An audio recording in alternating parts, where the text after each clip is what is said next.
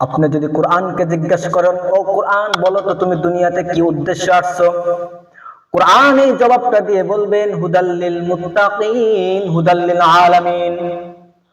কোরআন এটাই বলবে যে আমি দুনিয়াতে আসছি মানুষকে হেদায়েত দেওয়ার জন্য, হুদাল্লিল আলামিন, যারা বিশ্বাসী লোক তাদেরকে হেদায়েত দেওয়ার জন্য আমি দুনিয়াতে আসছি।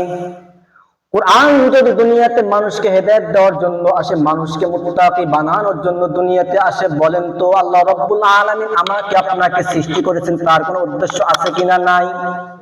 অবশ্যই আল্লাহ রাব্বুল আলামিনের উদ্দেশ্য আছে। আমি মানুষকে সৃষ্টি করেছি এবং জিন জাতিকে সৃষ্টি করেছি একমাত্র আমার ইবাদত বندگی করার জন্য। আল্লাহ রাব্বুল আলামিন কোন উদ্দেশ্য ছাড়া মানুষকে সৃষ্টি করে নাই। যে জিনিসগুলো উদ্দেশ্য ছাড়া সৃষ্টি করেছেন সেগুলো হলো গরু বাছুর। আর একমাত্র মানুষকে সৃষ্টি করেছেন তার ইবাদত বندگی করার জন্য, তার গোলামি করার জন্য।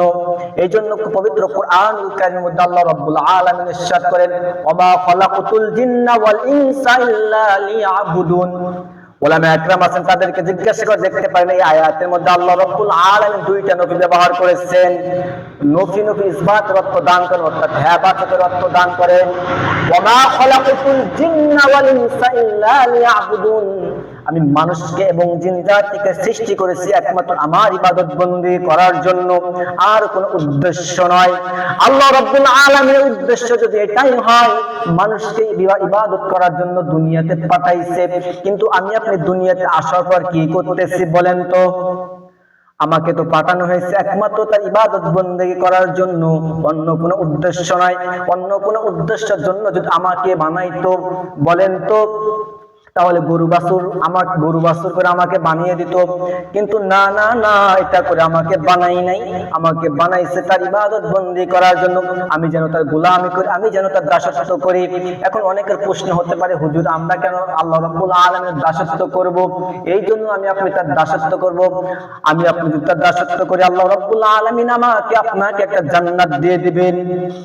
আর যদি আমি আপনি তার সাথে নাফরমানি করি, তার সাথে বেঈমানি করি, তিনি যেভাবে আমাকে আপনাকে চলতে বলেছেন সেইভাবে আমি আপনি যদি না চলি, তাহলে অবশ্যই আমার জন্য আপনার জন্য জাহান্নাম আছেন।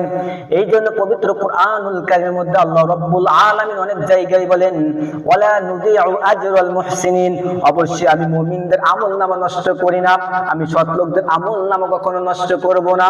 যেই বান্দাগুলো আমার ইবাদত করবে, যেই বান্দাগুলো আমি আমার রবকে চিনবে, অবশ্যই আমি তাদের জন্য জান্নাতুল ফেরদাউস দিয়ে দেব।